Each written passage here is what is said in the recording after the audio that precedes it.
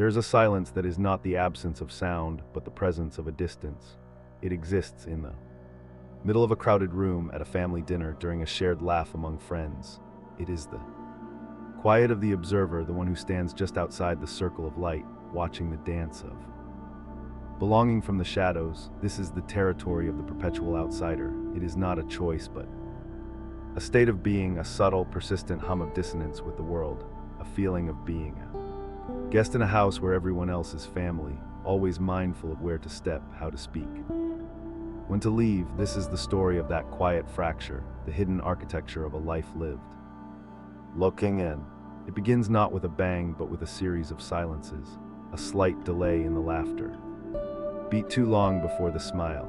It is the subtle, almost imperceptible crack in the rhythm of human interaction where the outsider finds their footing or loses it. They are in a room full of people. The air is warm with conversation, a tapestry of shared histories and easy jokes. From the outside, they are a part of it. They are present. They are smiling, but inside, a different reality plays out.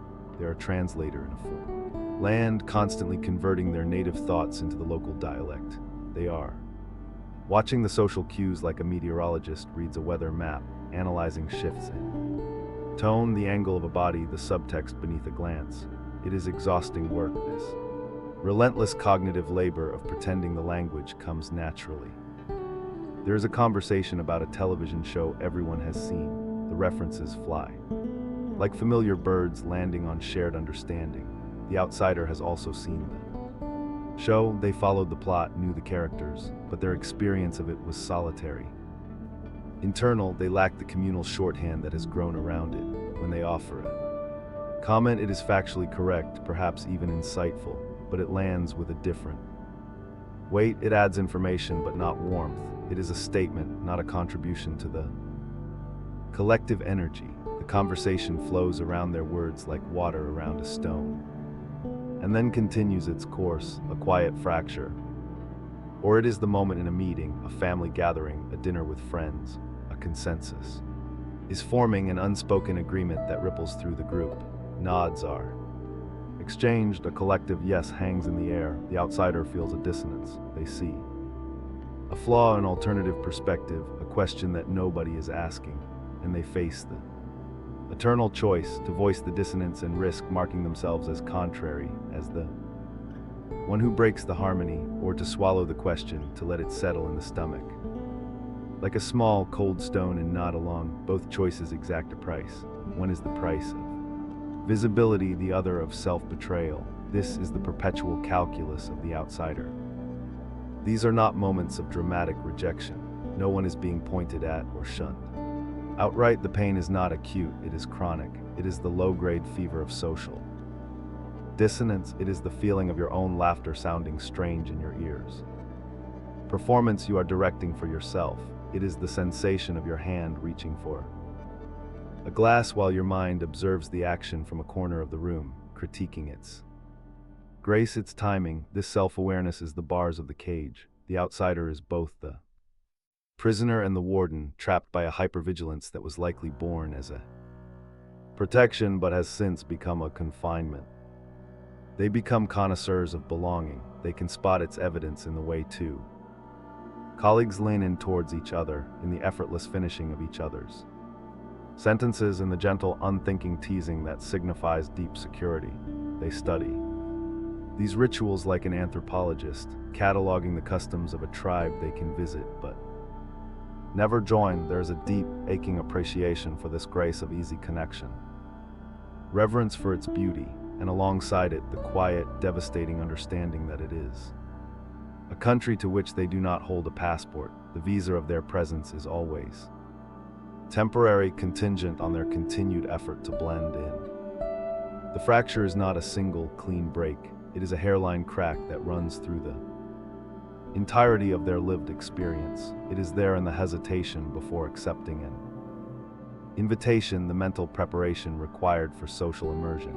It is there in the post-event autopsies, replaying conversations, searching for missteps, for the moment the connection might have been lost. It is in the profound relief of finally closing their own door, of being alone in a space where the performance can cease and the observed self can finally mercifully be switched off. The silence of their own company is not lonely. It is a reprieve from the exhausting noise of not quite fitting in. This is the quiet fracture. The first faint signal of a life lived on a different frequency. No one is born an outsider. It is a role learned, a skin grown in response to a world that feels from the very beginning subtly unpredictable. The origin is not a single event, but a climate and atmosphere. It is the emotional weather of a childhood where the rules of engagement were written in invisible ink. Perhaps it was a home where emotions were a foreign language, where a child's tears were met with confusion or worse, with silence, where joy was too loud, sadness too messy, anger an unaffordable luxury. In such an environment, a child learns to translate their inner world into a more acceptable dialect. They learn to observe the emotional barometer of a parent, the tightening of a jaw, the particular way a dish is set down in the sink, and to adjust their own behavior accordingly. The self splits. There is the inner feeling child and there is the outer, performing child whose sole job is to maintain equilibrium. This is the genesis of the observer. It is a survival mechanism of exquisite sensitivity. They become experts in reading the room because, as a child, reading the room was a matter of emotional survival. The home was the first tribe they couldn't quite join, and so they learned to live at its edges, a quiet diplomat in a land of unspoken rules. Or maybe the origin was more literal, a family that moved frequently, pulling roots before they could grip the soil, the constant farewells, the forever being the new one. The one with the wrong accent, the unfamiliar shoes, each new schoolyard a social battlefield where the hierarchies were already established, the friendships already sworn. In blood, the child learns that attachment is a prelude to loss, that to invest is to eventually ache, and so they hold back a part of themselves. They become a friendly ghost, present but intangible. They participate but they do not commit. The distance they keep is a buffer against the inevitable goodbye. It is less painful to be the one who leaves lightly than the one left behind, heavy with connection. For some, the origin lies in a fundamental dissonance between their inner nature and the world they were born into. The sensitive, bookish child in a family of extroverted athletes, the creative dreamer in a world of pragmatists, the child who asks why. Culture that values how. From the earliest age, their instincts are a poor match for their environment. Their natural expressions are met with gentle correction, with bemused tolerance, with the clear message, that is not how it is done here, so they learn to hide their authentic responses. They practice the correct smiles in the mirror. They file down the edges of their personality to fit the available slot. The true self retreats inward, and a social surrogate takes its place. This surrogate is competent, often well-liked, but it operates at one remove from the core. It is a sophisticated avatar while the player sits alone in the control room, watching the screen. This early training and observation has a profound effect on the architecture of the mind. The neural pathways dedicated to social threat detection become well paved. Superhighways, the amygdala, the brain's sentinel, becomes hypersensitive to the faintest signs of rejection or misalignment. At the same time, the brain's default mode network, the seat of self-referential thought, becomes a well-trodden sanctuary. The child, and later the adult, spends more time in this internal world because it feels safer, more coherent than the confusing external one. They become a cartographer of their own inner landscape, charting its complexities with precision, while the map of the social world remains blurry, unreliable. The family system is the first model of the world. It is here that we learn the answer to the fundamental question, what must I do to belong? For the perpetual outsider, the answer they internalized was complex. You must be quiet, you must be helpful, you must not need too much, you must be different than you are. The cost of membership was a piece of their soul, and so a bargain was struck unconsciously. They chose the integrity of their inner world, even if it meant a life of quiet exile from the tribe. The distance was not a failure to connect, it was the only way they knew to protect the fragile, flickering flame of their authentic self from the winds of a world that did not seemed to speak its language. The outsider was not born, they were forged in the quiet.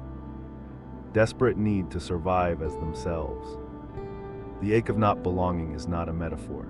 It is a real physiological event, a cascade of neural firings and chemical signals that the brain interprets with the same urgency as physical harm. To feel like an outsider is to experience a fundamental threat to one's biological and psychological integrity.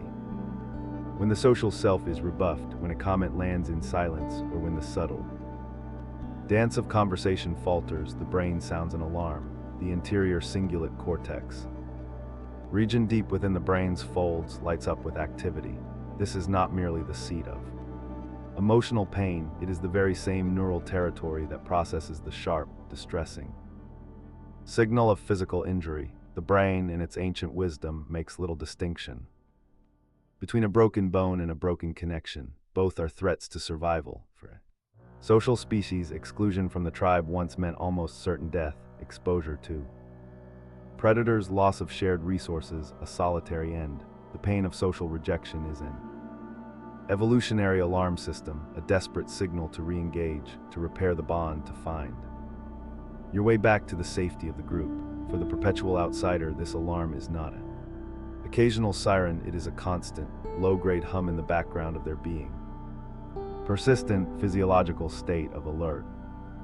This state of alert is maintained by the body's neuroendocrine system. The hypothalamic pituitary adrenal axis, the body's central stress response system, is perpetually primed. Cortisol, the stress hormone, courses through the bloodstream at a higher baseline. The body is kept in a subtle but persistent state of fight or flight, ready for a social threat that never fully materializes, yet never fully dissipates.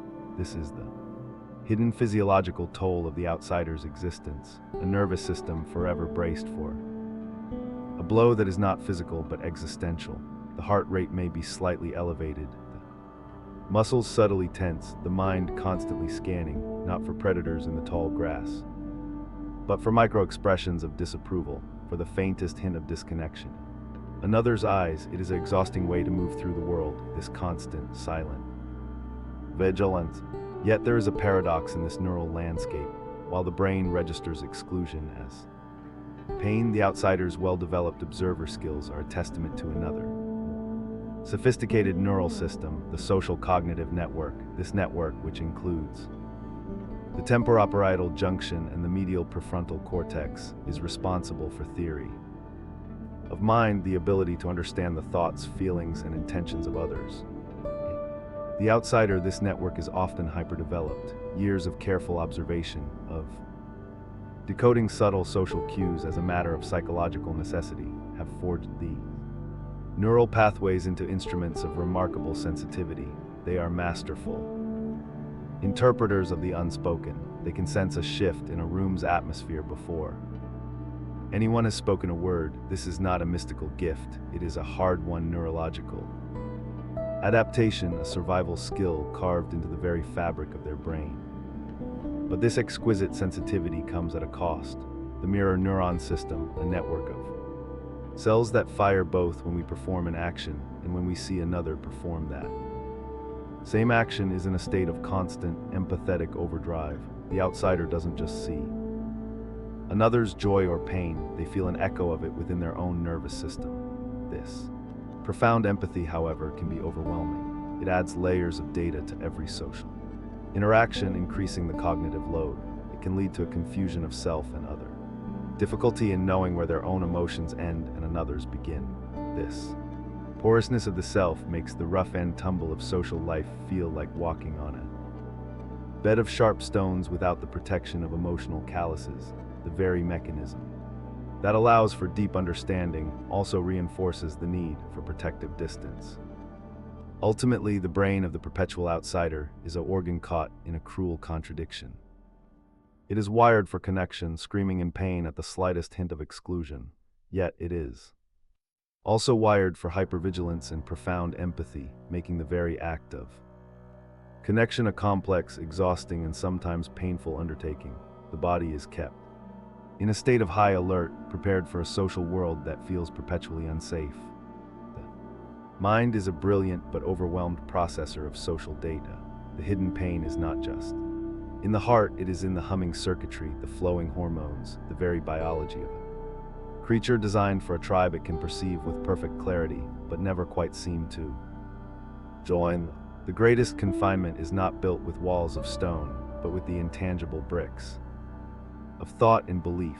The outsider lives in a prison of their own perception, a labyrinth, where every corridor leads back to the same central cell, the self. The bars are forged from a lifetime of data collected by the hypervigilant observer, and the warden is a mind that has learned to trust its own analysis above all else. This prison has a peculiar architecture. It is constructed from the certainty of being different. This is not a boastful uniqueness, but a quiet, settled fact as fundamental as the color of one's eyes. It becomes the lens through which every interaction is filtered. Successful social exchange is not proof of belonging. It is a temporary suspension of the rules, a performance that was for once convincing. A misstep, however small, is not a simple human error. It is confirmation of the fundamental truth of their otherness. This is the cognitive trap. The mind, seeking to validate its core belief, becomes a master of confirmation bias, collecting every slight, every awkward silence, every missed connection as evidence for the prosecution in the trial of the self. The world is constantly proving the outsider's thesis back to them. Within these walls, a deep and paradoxical conflict rages. It is the war between the yearning for connection and the terror of exposure. The heart reaches out, the tender shoot, seeking the sun of shared experience, but the mind, the protector, anticipates the frost. It calculates the risk. To be truly seen is to be truly known, and to be truly known is to risk the ultimate rejection, not of the social surrogate, the carefully constructed avatar, but of the raw, unedited self that hides behind it. This self is perceived as too complex, too intense, too fragile, too much, so the yearning is stifled, the invitation is declined, the conversation is kept to safe, superficial topics. The prison, for all its loneliness, feels safer than the terrifying vulnerability of the open field. The lock on the door is a mechanism of self-preservation, even as the soul inside withers from a lack of genuine air. This creates a cruel, self-perpetuating cycle. The desire for connection creates anxiety. The anxiety fuels hypervigilance and self-consciousness. This self-consciousness disrupts the natural, spontaneous flow of social engagement, creating the very dissonance the outsider fears. The perceived failure then reinforces the core belief of otherness, strengthening the walls of the prison and deepening the commitment to protective solitude. It is a perfect, closed system of suffering. The outsider becomes both the prisoner pleading for release and the guard who dutifully checks the locks each night, mistaking the familiar confines of their isolation for safety. The prison is also maintained by a deep-seated resistance to the mundane rituals of belonging. The easy, often unthinking banter of a group can feel like a foreign language, one they refuse to learn on principle. There is a part of them that scorns the simplicity of it, the herd mentality it seems to represent. This intellectual or emotional arrogance is itself another layer of the defense. It is easier to believe one is above the need for such trivial connections than to face the humiliating possibility that one simply lacks the skill to attain them. They tell themselves they prefer the deep, the meaningful, the authentic. And while this is often true, this preference also conveniently excuses them from the risky, messy work of practicing the shallow end of the social pool, which is where most people learn to swim. And so life within the prison becomes a curated experience. Relationships are kept at a manageable depth. Social engagements are rationed, with ample recovery time built in. The inner world becomes the primary reality, a kingdom of one, rich with thought and feeling, but a kingdom without ambassadors. The outsider gazes out from their perceptual fortress at the world of easy belonging, and they feel a complex mix of longing and contempt, desire and fear. They are safe, yes, but safety has become synonymous with stagnation. The soul, however, is not meant for such confinement. It whispers of connection, of risk, of sunlight, and it is this whisper, this persistent, quiet voice of the trapped self that eventually begins to hint at the possibility of a key. There comes a point, often after years of standing in the antechamber of social life, that a subtle shift occurs. It is not a dramatic epiphany announced by thunderclaps. Quiet turning inward, a settling into the bones, the gaze for so long fixed on the bright, noisy world of others slowly turns back towards the quiet landscape of the self. This is the beginning of the alchemy, the process of transforming the leaden weight of loneliness into the gold of profound solitude. It starts with a simple, weary surrender. The exhaustion of perpetual performance becomes greater than the fear of what happens when the mask is removed. The energy required to maintain the social surrogate, to constantly translate and monitor and adjust, finally depletes its reserves. In this state of depletion, there is no other option but to stop, to be still, and in that stillness, something unexpected happens. The silence, once a terrifying void, begins to feel like a balm. The solitude, once a sentence, begins to feel like a reprieve. This is the first crucial transmutation, the reframing of aloneness, from a state of lack to a state of space. Within this newfound space, the observer self, once a source of anxiety and separation, reveals its hidden value. The distance from the crowd provides a unique vantage point, while others are immersed in the flow, caught in the current of collective thought and emotion. The outsider stands on the riverbank. From here, they can see the patterns of the current itself. They notice the undercurrents, the eddies, the way the light plays on the water in a way those within it cannot perceive. This distance is not a deficit of experience, it is a different kind of experience altogether. It is the birthplace of perspective, of insight, of a peculiar kind of clarity that can only be forged in quiet. Observation, the very trait that caused the fracture, becomes the source of a unique strength. This alchemy fuels creativity. The rich, unexplored inner world, once a refuge, becomes a territory to be mapped and cultivated.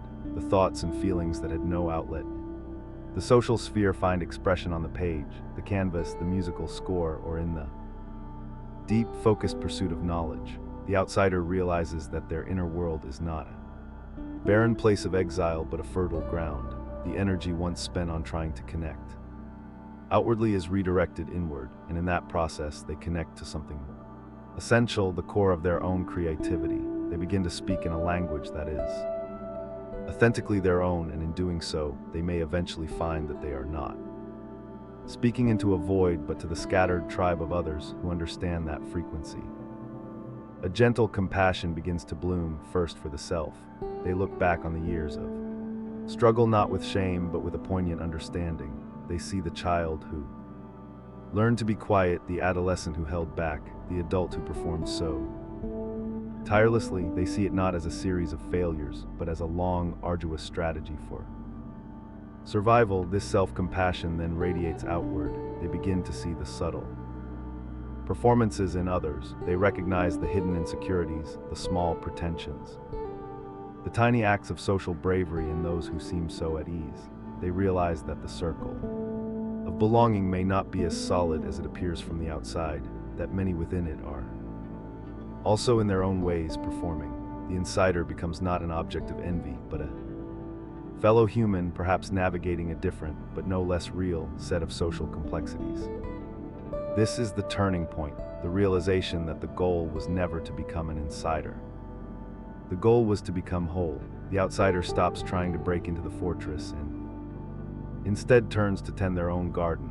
They cease seeing their solitude as a problem to be solved and begin to see it as a condition to be inhabited, explored, and ultimately cherished. The alchemy is not complete. It is a lifelong process. There will still be moments of ache, of longing for the easy grace they perceive in others. But now there is a counterweight. There is the deep, abiding knowledge that within their quiet world, different kind of richness has taken root.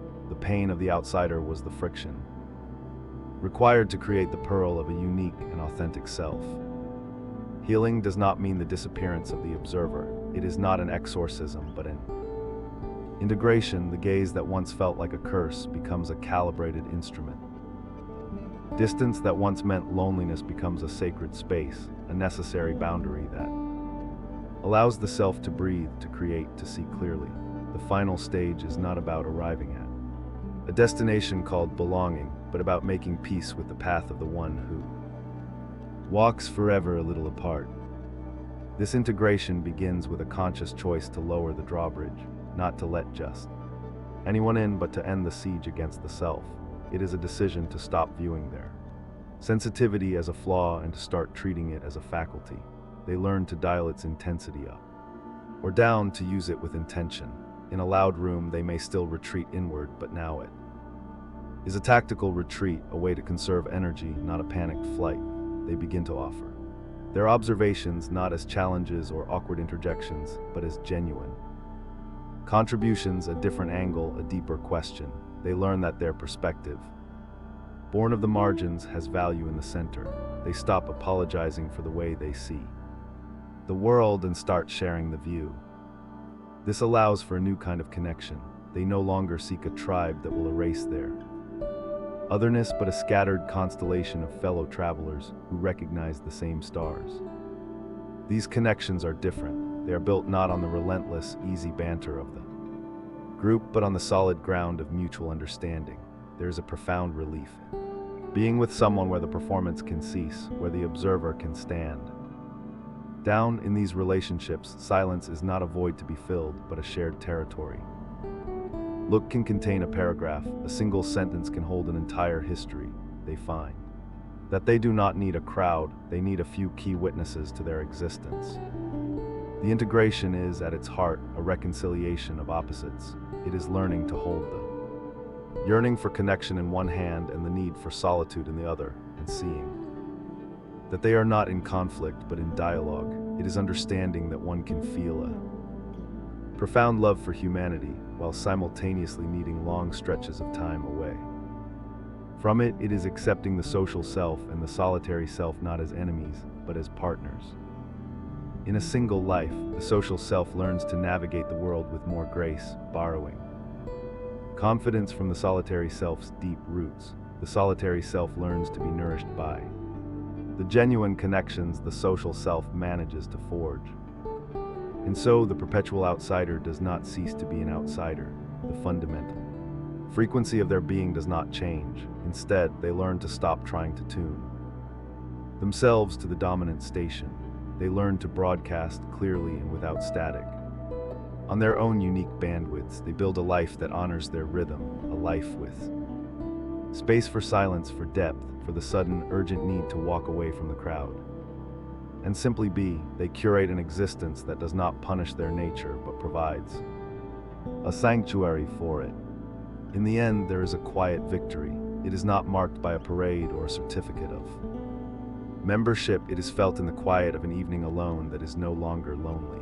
It is felt in the ability to move through a party, to contribute, to connect meaningfully, and then to leave without a shred of self-recrimination. It is the peace that comes from having stopped the war between who you are and who you thought you were supposed to be. The hidden pain, once a sharp, secret shard in the heart, softens. It does not vanish, but it transforms. It becomes a compass, a reminder of the cost of inauthenticity, a guide that always points back toward the truth of the self. The observer is finally welcomed home, not as a stranger at the gate, but as the rightful owner of the quiet, sprawling estate within.